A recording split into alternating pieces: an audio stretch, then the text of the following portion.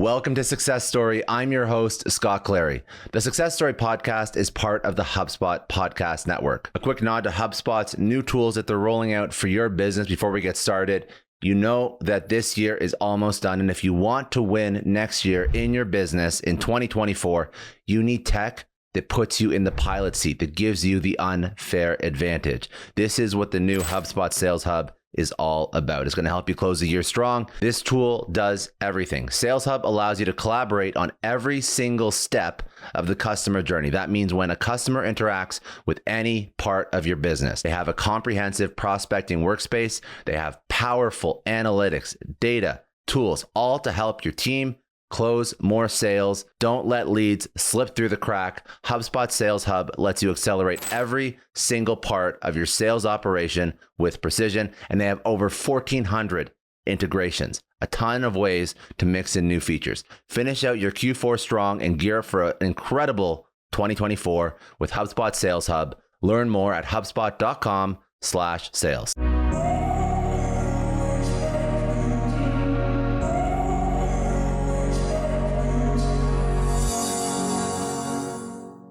So I grew up in Queens, and Queens in hard scrabble Queens, and I would, and people don't believe this, but I would get into a fight every day. And I would get into a fight every day because I was one of the shortest kids in the grade. I'm still one of the shortest kids in the grade. And all the big guys would defer to the little guys and say, hey, you two midgets, you fight, right? And so, from that experience of just being the underdog and having to prove yourself every day, I think that has carried over to my life now. I just want to win. And I don't think I am smarter than anybody. I don't think I am better than anybody. What I think I will do is I will out hustle you, right? I am working 24/7. And everybody else needs sleep. Okay. We call those suckers, right? I'm the guy who never sleeps, and I just work all the time. And I try to outthink and out hustle everybody that I encounter. And that's my path to victory. Is not talent, right? But, I've got better bladder control. That's how I win. Do you think that's a chip on your shoulder, or what do you think implanted that mindset in you? Because that's a super powerful mindset. Yeah, I think it's a chip on my shoulder. I mean, I'm 5'3.5", right? I mean, if you look, if you're grading on a curve, I might be like, 5%. I might be in the 5th percentile, right? So, I always had a punch above my weight, and and I always did that. I always assumed that I was in I was, everybody else was at the starting line, and I was like 300 yards behind them. So I had to run faster and run longer. And when I do things, I got 2 speeds. Not at all, right? Not at all. Like, I do not play golf, right? For those of you out there playing golf, am I allowed to say the word shit there, Scott? You can swear as much as you want. I can. That's a good thing. That's a good fucking thing to be able to swear. It's a good fucking thing. Shit, right. fuck, whatever you want. Yeah. Fucking much as you want. But dudes, for those guys out there playing golf, how could you do that thing? I mean, really? You get up at 5 o'clock in the fucking morning, okay? And you don't even walk, right? You don't even get steps, right, on your Apple device, because you get in a goddamn cart. And then, somebody tells you what club to use. I mean, how ridiculous is that shit? So no, I don't play golf. Big waste of time. And but whatever I do, whatever field of play that I decide to compete in, I play to win. And I play just to get better. Success, I find, is not easy, but it's very simple. Oh, really, Scott? That's a newsflash. It's not easy. Yeah, the newsflash. You know what? Hear me out. Easy, man. You told me it was easy. Are you lying to me? You said success was easy. Okay, go ahead. You get it, though. You get it. This is what I'm talking about. Every single person, if they put 20, 30, 40 years into something, they'd be 10 years into something, they'd be successful at it. Or if they have a feedback loop built in. If they iterate, if they learn, there'd be some measure of success at that thing. But I find that I wasn't even going to go into this yet, but we're like right out of the gate. The thing that people have to take home from this, it's that attitude. It's that I'm not fucking giving up till I figure it out or die attitude. Yeah, I think you got it, man. I think that, I'm either going to win or I'm going to die on this hill. And the fact of the matter is, most people, like 99% of people, don't do that, right? I mean, they get a good job and they worry about, right? They worry about keeping their job. There is an expression, a quote that has stayed with me for a long time, which is A people hire A people and B people hire C people. And B people hire C people for one reason, which is job preservation, right? Because they know the C's will never, get in their grill and push them. And you know what? Be world class. Be world class. The other piece of advice they can give everybody is that we are all a collection of A's and B's and C's and D's, right? With A's being what we're good at and C's being what we suck at, right? Forget about the C's and the D's. Do not do the C's and the D's. Find your A and move it from an A to an A plus, and move it from an A plus to a plus plus, and then move it to world class, right? World class. And then you just do that over and over again. Many of your listeners know about Mariano Rivera. He's been out of the game, out of baseball for 5 years. The guy had one pitch. He had a cutter. He was the best in the world at cutter, unhittable.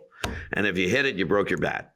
And it was as simple as that. And he became the best reliever ever. And he might have been the only guy. I don't know if he was unanimously elected into the Hall of Fame, but he was as close to unanimous as you can possibly get, right? And he had one pitch, right? And Collins would say the book Good to Great. And that book, by the way, is very interesting. Here was a dude who sucked as a professor. He got fired all over the place and sucked at everything he did and came up with a book, Good to Great.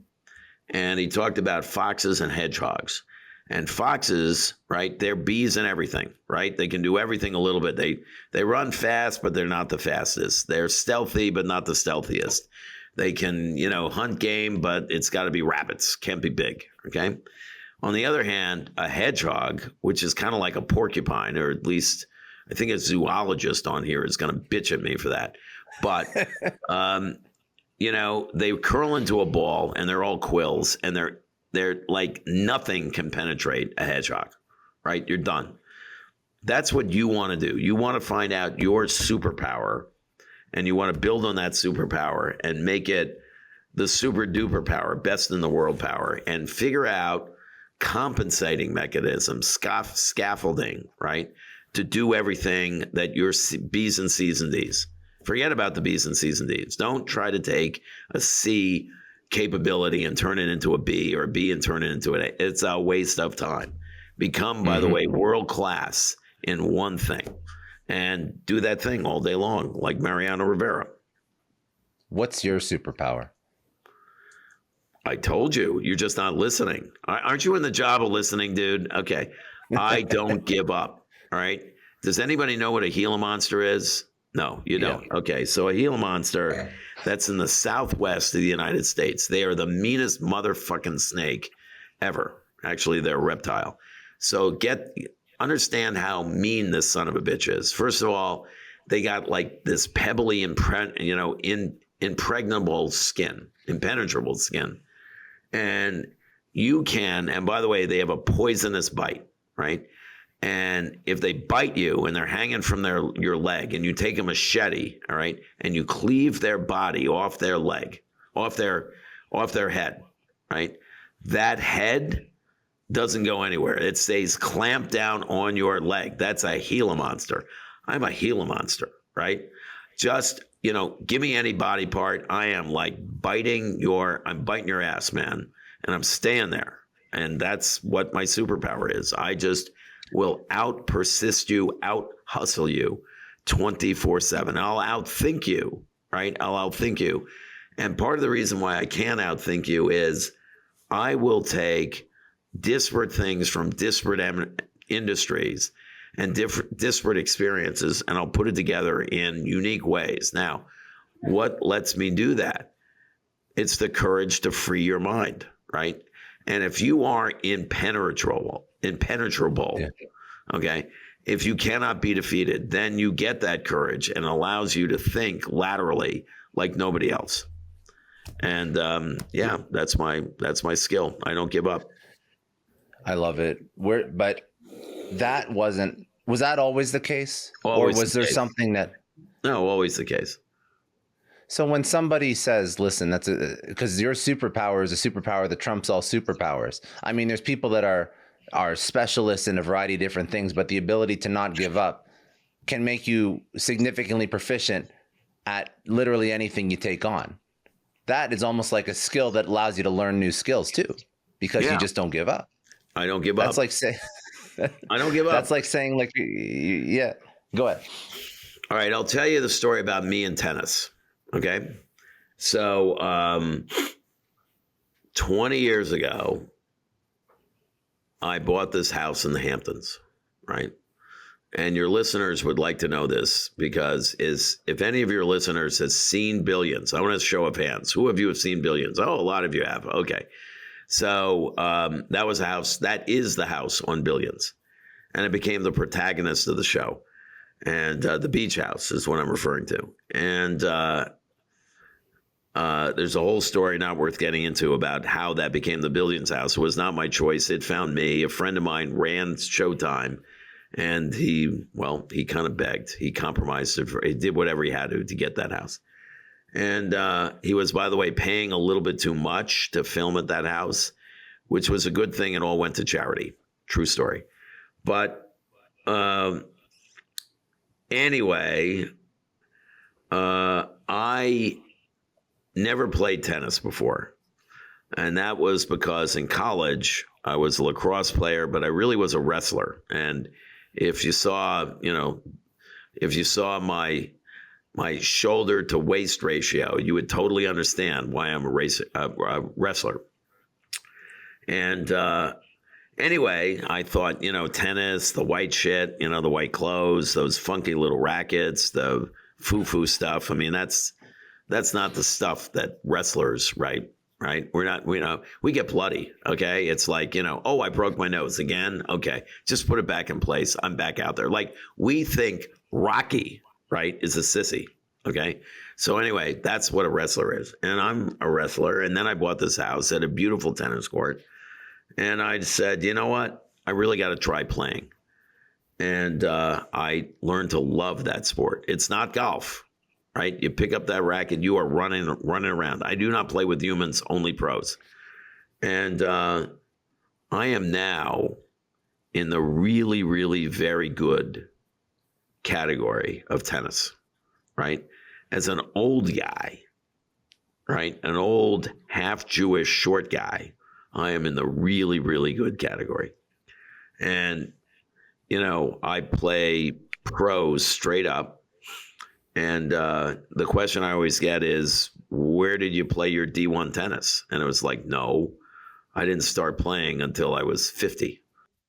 Well, first of all, congratulations for that question. That's a pretty damn good question to be asked. That's pretty good. Yeah. Congratulations, man. It's kind of cool. It's kind of cool. It is very cool. I will play like a guy who just graduated, from like wherever as a D1 player.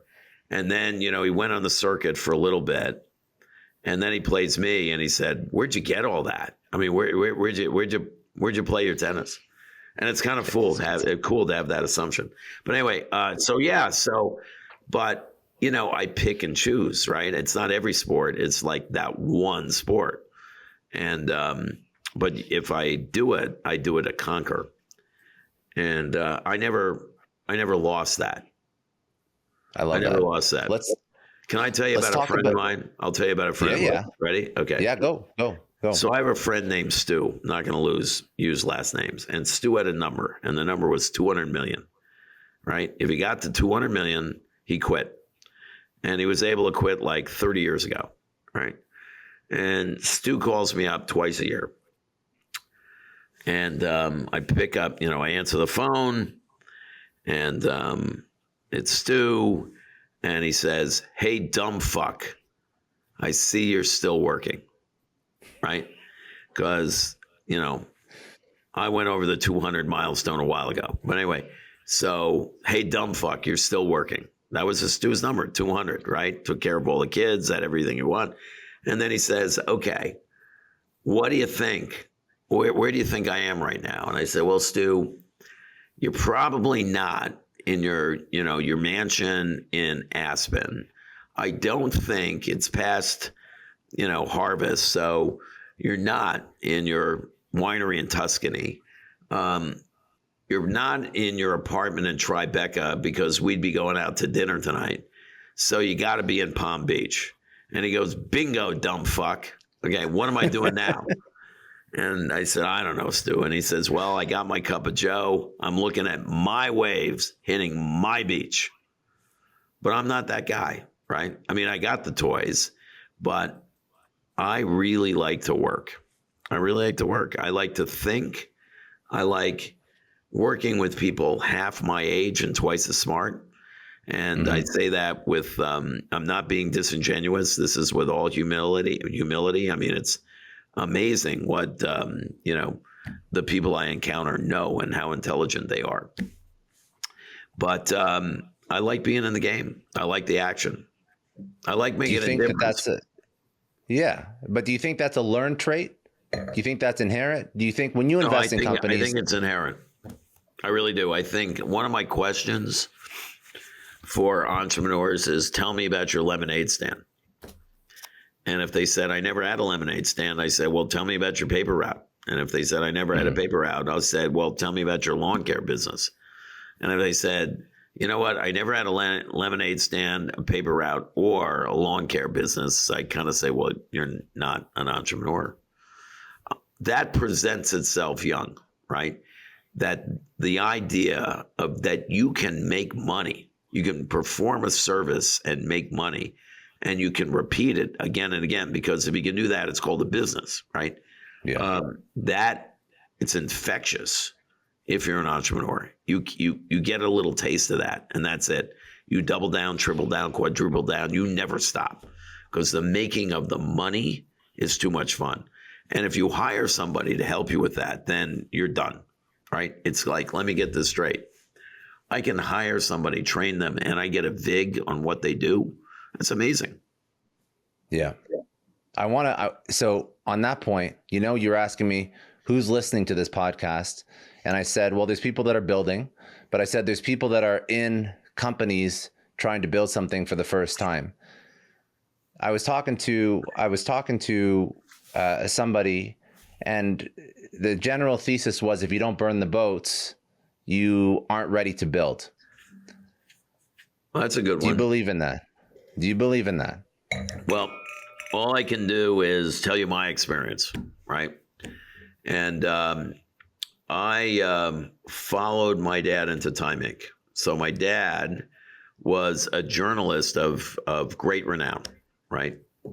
And he really tried, and we talked about this, Scott. He changed the arc of history more than once. And he joined Time Inc. As a reporter at Time Magazine. He rose through the ranks and became a senior editor. And then, almost as a consolation prize, they made him the managing editor of Money Magazine, which he turned into, from a failing property, into a powerhouse. And then Fortune Magazine, right? So he was the editor of Fortune Magazine for 10 years. And I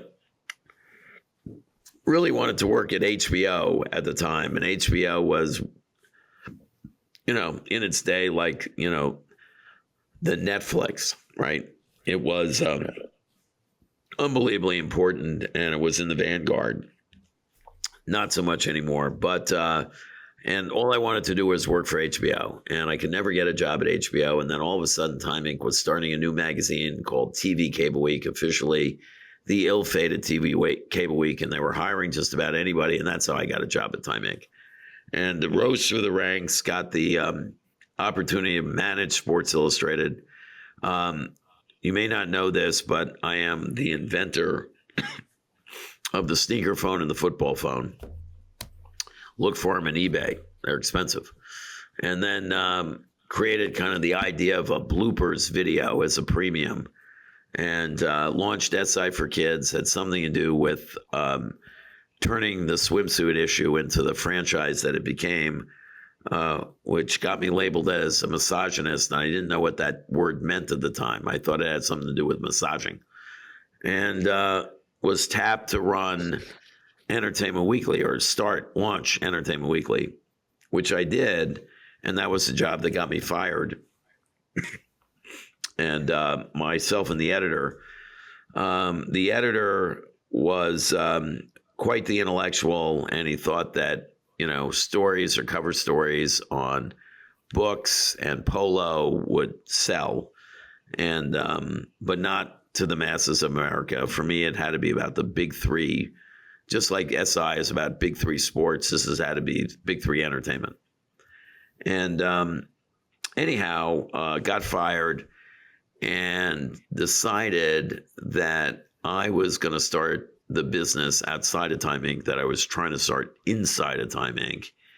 And so, to answer your question, you got to burn the boats, right? You got to burn the boats. You got to cross the Rubicon, which is a whole lot better analogy than burning the boats, right? Crossing the Rubicon, because that's what Caesar did to get into Rome, okay? And yeah, you got to do that. And you got to have the courage to do that. In my case, I didn't, right? I didn't have the courage to do that. But fate stepped in and said, you know what? You got to be an entrepreneur, right? So we're going to make you an entrepreneur, and here's how we're going to do it. You're going to have to suffer the humiliation of being fired. Now, the notice of me being fired, because it was the editor and me both being fired at the same time, that was in, the Daily News, the New York Post, the Wall Street Journal, the New York Times. It wasn't about us. It was, is Time Inc. going to shutter Entertainment Weekly? But the derision related to that, right? Because the official stance of Time Inc. was, we were telling you that everything was copacetic at Entertainment Weekly. We kind of fibbed on that. But here was the problem, and we got rid of it. Okay, so now everything is good again. And, you got to see your name in print under that context. So the likelihood of my getting a job was not high.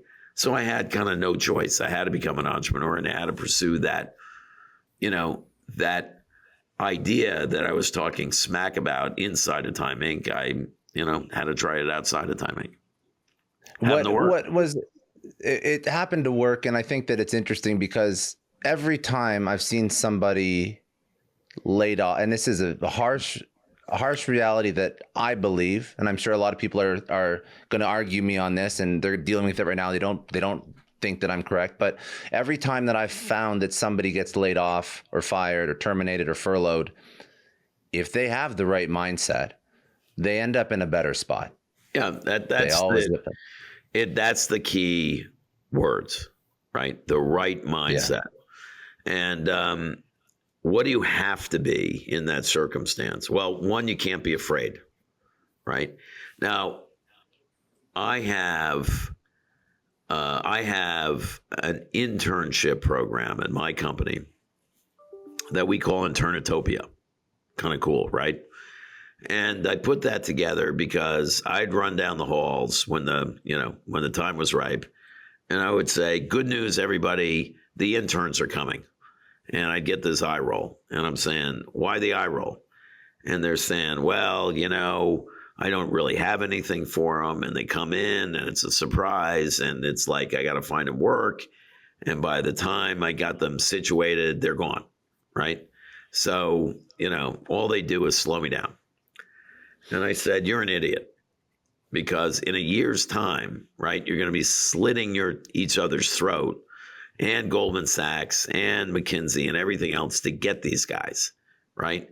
And what I do know is pick the fruit from the tree and not the ground. So we just got to make this internship program work." And so what we do, Scott, is we have 3 days boot camp, and it's in my house in the Hamptons. We have 1,500 applications, for every summer. We look for rising seniors in college. And they come from the great colleges and universities in the United States. And, we'll get 100 applications from like London. So in Internetopia, the idea is 3-day boot camp, right? I'm going to rearrange your thinking in 3 days so that you're thinking like an entrepreneur. Now, they're not in until they can make a persuasive argument that they are an entrepreneur. And one of the things they have to do is write a 300-word essay on their best idea, right? Mm-hmm. Which I promise not to steal from them. And it's really to do several things. One, if they don't have the energy to do that, right, and do it well, then, I'm going to put a lot of energy into them. And if they're not going to do that, then I don't want to have anything to do with them. So that's first thing. And second, I want to see the quality of their thinking. They can be dead wrong, but if there's logic behind it and it's well articulated, because 300 words, you've got to think about what your business model and your thesis is, and you got to put it to prose. So we accept them, and they have 3 days, and I have 3 things that I add that are kind of fun things that, by the way, are helpful if you're an entrepreneur. Thing 1 is I get a world-class pool player, and they teach them how to play pool. And why is that? Because pool is not about, and I don't play pool, right? But pool is about not this shot, but about 3 shots down the road. So this shot sets up the next shot, which sets up the next shot, which, by the way, that's a very important concept for an entrepreneur. The consequences of what you do now are going to affect the next decision and the next year and the next decision and the next year, the following year. And you should know that, and you should appreciate that, and you should think that through, right? The next night, we teach poker. What does poker teach you? Detachment. If the chips in the middle, right, in the middle of the table, if that is your life savings and that is what you're thinking, you will lose 1,000%, because the pros who are used to picking up the signals will see the tells, and you're done. You're done. And the last day, okay, we have a magician. What does a magician teach you? Okay, the stupidity of the crowd, right? Because what it all is a big deception. So they make you look at the left hand when all the action is on the right hand, right? So if you only want to follow the crowd, right, you're not going to decode how a magician actually gets it done, because you want to be the 1/10 of 1%. And to behave differently, you got to think differently. And that's what magic tells you to do. Today we have a very special sponsor for today's episode, Foundation Source. They are all about helping people and companies make the world a better place through giving. They are the biggest name out there when it comes to managing foundations and charitable donations through foundations. What's great about Foundation Source is they literally know everything there is to know about charity, about giving, about how to do it right, about the benefits that come with it. They use incredible technology to make giving easier for foundations, for individuals, for companies, and they've put together an incredible guide called the Guide to Tax Strategies for Private Foundations. It's packed with tons of tips for anybody that wants to make the most of their giving, especially when it comes to saving on taxes. This guide is a must read if you're into helping others and you want to do it smartly. They speak about the 4 main tax benefits associated with foundations, charitable causes, and the nuances of mastering something called the Form 990-PF. Very important if you are considering putting together a charitable plan. If you're focused on philanthropy, charity this Christmas season, this holiday season, go to info.foundationsource.com/XM-tax-benefits-P. That is info.foundationsource.com/XM-tax-benefits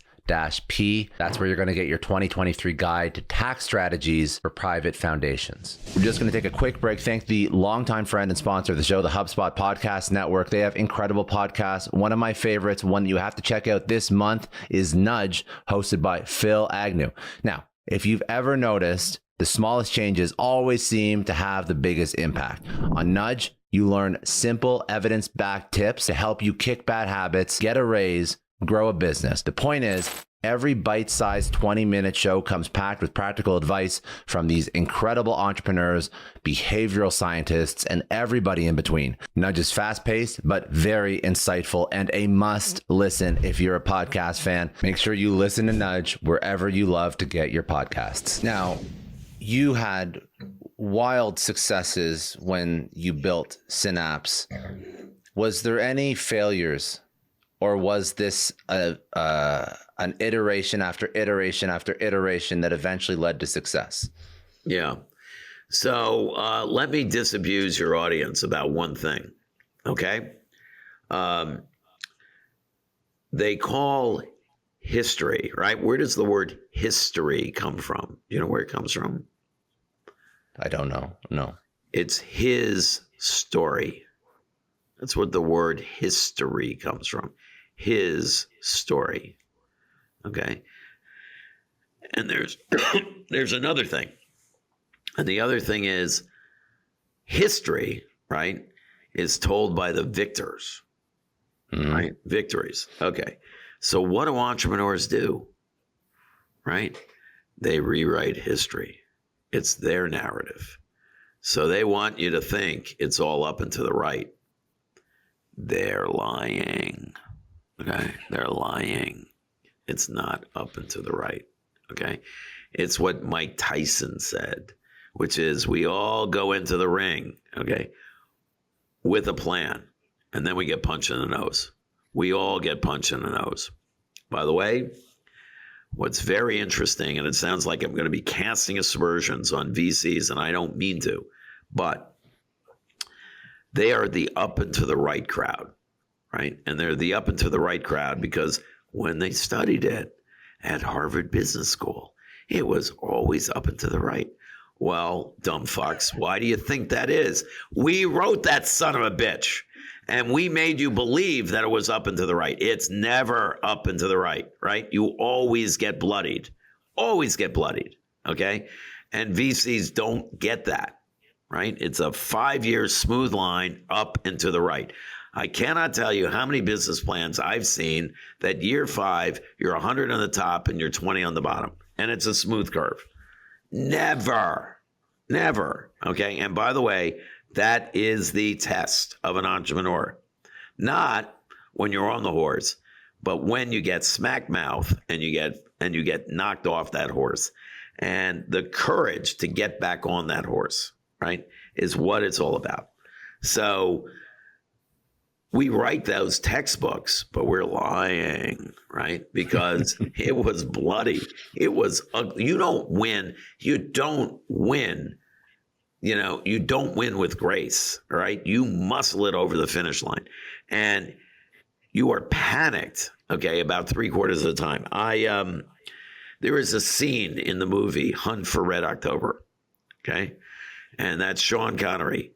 Scott, did you see that movie? A long time ago with my dad, but I don't remember the scenes. Okay. But yes, well, I have seen that once. I'm going to tell you the scene. I just wanted to know if you're in the Hunt of Red October Club or not. Okay. Yes, so Sean Connery, right, is meeting with his C-suite, right? Here they are, great deception, the entire crew, but, you know, the half dozen guys that are running the place, the C-suite, right? And they're, you know, in tight quarters and they're having dinner. And they're talking about, you know, how are they going to, and the idea is that they're defecting from the Russians, right? Because they have got this sub that is going to be, you know, the World War III sub. And they're trying to, you know, Sean Connery is trying to steal that sub and hand it over to the Americans because he doesn't want to have World War III.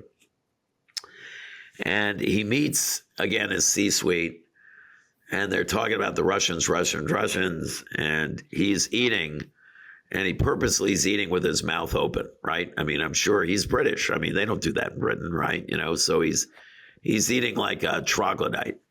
And he's kind of gobbling his food. He's like looking nowhere in particular. They're talking Russians. And he's saying, it's not the Russians that you got to worry about. It's the Americans. And then he pauses and he says, I give our chances about 1 in 3. And he's just eating. He's not noticing anything. The crew goes silent, right? His C-suite goes silent. They go slack jog silent. And he looked at them. He didn't notice for about 15 seconds. And he looks at him and he said, what, you thought it was more than 1 in 3, like 2 in 3? Are you idiots? It's 1 in 3. That's our chances, 1 in 3. So being an entrepreneur, right? VCs say chances of success are 2 in 10. Okay. If you put a drink in them, they'll admit to 1 in 10. Now, frankly, we got a model. We think we're much better than that. But 1 in 10, 2 in 10, that's what you're signing up for. And if you're daunted, right, if you lack that conviction and courage, if you can't give yourself your own pep talk, and if you need one all the time, you're not cut out for this. Now, by the way, you can be in the game, be somebody's number 2 or somebody's number 3. That's fine.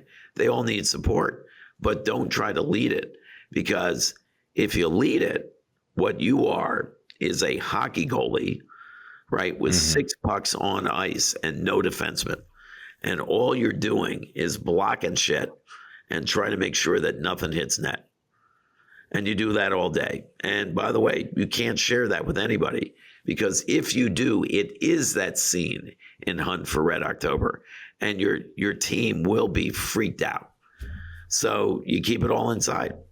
You don't tell them that, look, you know what? I'm going to make 10 decisions today, and if I call them wrong, we're out of business. How do you say that out loud? And it takes a special, I was going to use the word courage, but the real word is insanity, a special type of insanity that you get excited about that shit, because you got to be so thrilled with your victory, right? Think about that. 2 in 10 is what VCs say, 2 in 10. So one victory has got to be worth 5+, emotionally, financially. One victory, 5+. Who will take those odds, right? If I said to you, Scott, you got a 1 chance in 5 that you're going to live. You know, not many people are taking those odds. Yeah, I got 6 bullets in the chamber. I've emptied 1 chamber. 1 chamber doesn't have a bullet. Spin it, put it in your head. You're saying, no, that's not how roulette works. It's not 5 bullets out of 6. It's 1 out of 6. And you're saying, no, this is entrepreneur's roulette, right? Right, 5 out of 6 times, you're going to get your head blown off. Who would take those odds? You got to be an idiot. But that's what entrepreneurs do. And that is because that victory, which, by the way, lasts 5 minutes. I mean, people ask me all the time, because I got fired from Time Inc., built a company, and they bought it from me for $1 billion 9 years later. And they say, wasn't that sweet? And I say, yeah, for about 6 seconds. Then it was off to the next thing. Right. How do you, so you look for one thing, you said, we're psychopaths. You are 100%. You have to be. But you said something that was interesting. You said, you look when you invest in companies, I'm sure you have your thesis that's better than 1 in 10. You have your 2 or 10 or 3 or 10 or 4 or 10, and you can say whatever your thesis is and how you look for founders. But on your site, I think the first thing I saw was we are people first investors. So you got to find the right people. Fine. Yeah. You found the kid that had the lawn care business or the lemonade stand. How do you suss out this trait, the ability to operate in isolation, dealing with all the bullshit nonstop, being mentally okay to deal with it? Yeah, you see, I don't. And this is why. That's not the number 1. That's the number 2. You're describing the chief operating officer, right? Because that entrepreneur, right, they have got to be indefatigable, number 1. Number 2, they got to be able to think creatively and out of box, because they need to pivot, right? I have never had a straight ahead business. I have never had the business plan, execution, billion-dollar exit. Doesn't ever happen, right? So, but you got to have a number two, right? You need two number twos. You need somebody to do the book. You need a CFO and you need a COO. All right. And the trains run on time. And that's what you're talking about, Scott. The trains run on time guy. That's not the same guy as the entrepreneur. Now, in the beginning, the entrepreneur will do everything. And you know what? Let's hope that they don't fuck it up. Right. And let's hope that they have the wisdom to get a COO really, really quick when they can afford it, because they will fuck it up. Now, I'll tell you something. At Synapse, right, when I started the company, and in the beginning, you had to do everything. And it was in the magazine business, and I was the sales guy and like the customer success guy, right? I was great at sales. Why? Because I could promise anybody anything, right? But I was dreadful at customer success. I finally because you were that kind of sales guy. That's why you were dealing with all the blowback from all the shit you promised. Exactly. It was like, I was on to the next one already, right? Yeah. And if it didn't work after that, I had somebody else to blame. Like, how can you guys be fucking it up after I made the sale? So I had a client who said to me, you know what? If I've got to endure you for one more day, I'm pulling the goddamn business. And that's when I made a hire. Right. And that was the difference. So you got to do that. You got to understand. Yeah, go ahead. The special brand of insanity and the rareness of a bona fide entrepreneur. And it's a very, very different skill than making trains run on time or coding bills or reading contracts, right? Every great entrepreneur I know, they can do math. They're great at math. I don't know, by the way, one entrepreneur that isn't great at math. Okay. Because you got to be very facile. You got to know unit economics. You can't decision properly unless you're really good at math. And so you got to be really good at math, and you got to be able to hold numbers in your head, and you got to be able to do the type of math that a CFO would vomit on top of, because your math, your head math, is within 5 or 10% of the real number, but you do it fast. No CFO would tolerate that shit, right? So we're not CFOs. We make decisions quickly. We're not COOs, and we can't read a contract because we don't have the patience. And if we tried, we'd only screw it up because we would start to go numb. All right, like at page 2.5, and we'd look like we're reading, like the eyes are crossing the page, and we would not absorb one goddamn thing. Right? It would say on page 3, okay, 3 little eyes C, sell your mom to me for 3 cents. Okay, that looks fine, right? I mean, we suck at that shit. So it gets back to what. Sorry, I pressed the wrong button. It gets back to what we talked about, which is take that, that A talent and turn it into a superpower. Okay, I need to ask this because you said you can beat the average VC. What do you do differently at Loeb? What's the thesis? What's the difference? Well, a lot of things is a fast answer. Number one, if you look at the ecosystem, right? What does it take? You need the idea, the entrepreneur, the know-how, and the capital. 4 different things. In the real world, those are in 4 different places, right? Mm-hmm. In our shop, it's one place. We have the ideation. We have teams of entrepreneurs that we work with for 15 years. We have the capital, and our know-how is that we have a group that we call shared services. And it's free to the companies because we own the preponderance of the equity. And it's everything you need. That Swiss Army knife, every blade Now, what do you need? You need back office accounting. You need research. You need analytics. You need AI. You need data. You need product. You need an in-house creative team. You need strategy. The biggest, stickiest wickets are technology and marketing, right? And we put all that together, and it's free. So that way, the entrepreneur can spend 100%, 150% of their time building the business. That's what we do. If you were going to give any last advice to entrepreneurs that you didn't go into already, what would be final thoughts for somebody that wants to build something? Well, one of my mistakes was I started late, right? I was 36 when I got fired from Time Inc.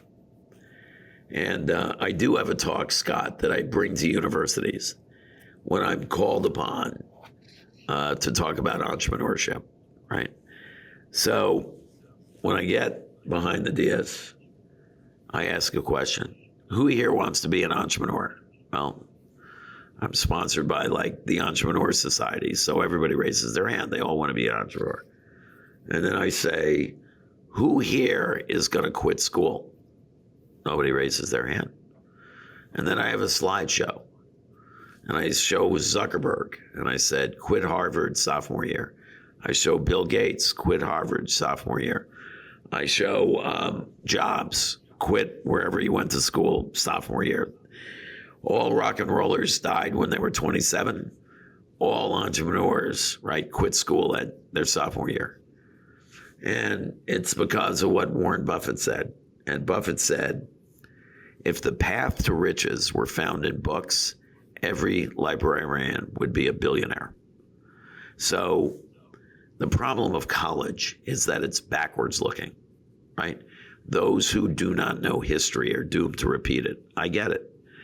But entrepreneurs change the future, okay? And the past doesn't sing to them. And that's why they all quit. Michael Dell, right? Michael Dell goes to the University of Texas, finds that the computers are not fast enough, starts by, souping up a computer, just like, a gearhead would soup up a car. And then he said, shit, why am I messing around with somebody else's computer? Let me build my own. And what the unintended discovery was that if Moore's law is right, which it is, that in every 2 years, right, the cost of computing goes down by half, then you don't want to have one computer sitting on a shelf for more than 60 seconds, right? And that's what Michael Dell changed. Everything is built bespoke. It's built instantly, and it gets shipped right to the consumer. No inventory, right? Because if things are going down by half in 2 years, right? You can't stock the shelves because by the time you put it on the shelves, it's obsolete. So that was the big discovery. That was the big thing. But Michael Dell, Texas, quit sophomore year. They all quit. So I show this slideshow of this pantheon of the greatest entrepreneurs. They all quit college, right? They all quit college. And so I say to them, listen, I made a mistake. I started too late. And if you're really an entrepreneur, now Bezos did graduate and did become a consultant before he came up with Amazon. He's an exception. But none of them, they don't graduate college. And that's because they want to change the future. And you don't find it in a university library. If people want to connect with you, if they want to learn more about Loeb.nyc, outside of just going to that domain that I just listed, where do they go and reach out to you? What's the social? Where do you want to send them? No, they can't. I get too many things. I'm inundated. No, it's not true. I try to take, first of all, I will tell you one thing, which is I think that this is a great country, right? Canada notwithstanding. This is a great country. And I'm going to prove it to you. And it's great for entrepreneurs. When I last looked, and I did this research like 2 years ago, there were 19 companies around the world that were worth $100 billion or more, which likely meant that they were public, 100 billion or more, that were 25 years young or less, right? Only 19. Check that box. 8 were Chinese. And I'm telling you, having built companies in China, that doesn't count because China is a closed market, right? So you have Amazon dominating the world except for China and it's Alibaba. You have Uber dominating the world except for China and it's Didi, right? Closed market. Thumb, the authoritarian thumb is on the scales, right? So take 8 out of the 19 off the board. That leaves you with 11. 1 is Canadian, right? 1 is Canadian. And 1 is European. And the rest, 9, are American. So we are the world's bright light, right, when it comes to entrepreneurship. And so I'm a patriot. And I believe that part of my responsibility, and by the way, Scott, I am lucky beyond any description because all I was this kid from Queens that started work at Time Inc. and got fired, right? And everything came after age 36. And I don't think I could have done that in too many places in the world. And I believe that it is not only important, but it's an act of patriotism, right? There is a seminal paper that was written by a guy, he recently passed away, famous economist, Lester Thoreau, professor at Harvard for many, many years. And the title of the paper was, Should Michael Jordan Cut His Own Lawn? Right? The absurdity of Michael Jordan cutting his own lawn. And the answer, of course, was no, for 2 reasons. 1, not highest and best use. He should be doing free throws, right? Practice. Mm-hmm. And God forbid he cut off a toe, right? So that was a metaphor. And it was a metaphor for the United States, which is it's okay that we don't make our basketball sneakers here. What we do is design them and we put the Michael Jordan label on them, which makes them worth 10 times as much. That's what we do here. So we have to be highest and best use. And this country, this ecosystem, and part of it, what are the part of it? It's 1, cutting edge technology, the infrastructure to support that. But the 2 or 3 things are being able, the capital formation abilities, right? To be able to raise money for new ideas. And 2, to find the people who have the courage to jump on board in a new company, which, by the way, you need a psychology of it's okay to fail. In a lot of places in the world, it's not okay to fail. And I have been in many, many forums of entrepreneurs who are successful because if all you did is fail, you can't talk about your failures. You get boring. But they talk about their failures. And they talk about it with the reverence, the same reverence of every one of their successes. And it's, it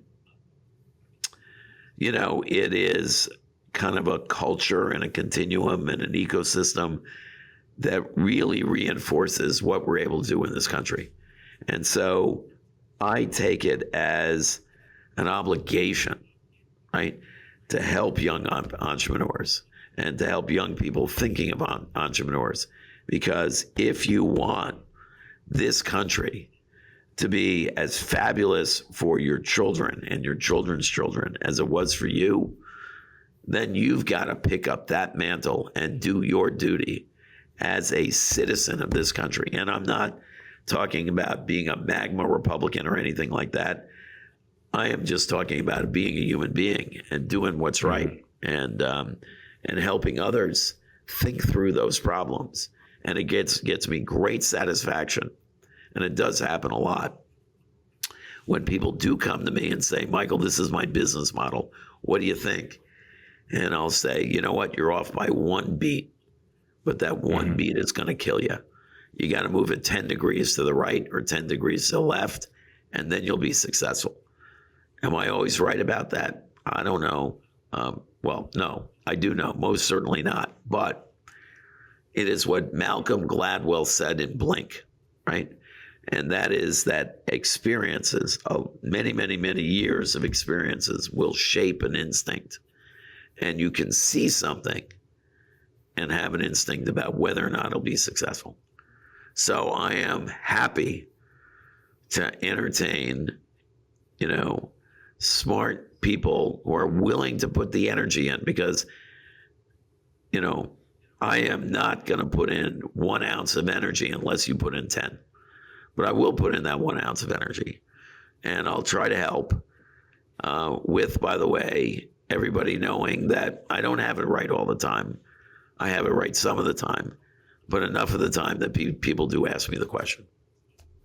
I love that. Thank you. You're welcome. If you were going to look at your life now, I wrap up again the bespoke experience. I wrap up every podcast the same way. I'm so sorry, but it's a good question. If you were going to look at your life now, and you were going to have to, and you will have to answer the question, what success means to you, what does it mean to you now? How has it changed? Well, the first answer is it hasn't changed, right? So what it means to me is that I made a difference, right? That I had an idea, I put it into a marketplace, it got adoption, it got enough adoption that it was able to enrich not only the people who bought it, but the stakeholders that bet on me, either by working at the company or putting money into the company. Again, I'm self-financed, but eventually I go to VCs. And that's very gratifying. And by the way, I say about birthing a company, it is the second most remarkable birth, okay, that you can birth, except for a human birth, which is the most astonishing birth of all. But I take as the ultimate praise somebody looking at something that I've done, or an idea that I have had, and looked at that idea and said, I wished I had that idea. That, by the way, is the most sincere form of flattery I can ever get. So that, by the way, is remarkably reinforcing.